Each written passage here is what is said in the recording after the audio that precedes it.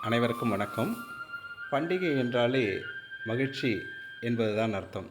அந்த பண்டிகையில் விதவிதமான உணவுப் பொருட்கள், அதாவது இனிப்பு பொருட்கள் செய்து சாப்பிட்டால் இன்னும் மகிழ்ச்சியாக இருக்கும். அந்த வகையில் இன்று இந்த காணொளியில் உங்களுக்காக பச்சரிசி கொழுக்கட்டை செய்முறை காண்பிக்கப்பட்டுள்ளது. அனைவரும் பார்க்கவும். நன்றி.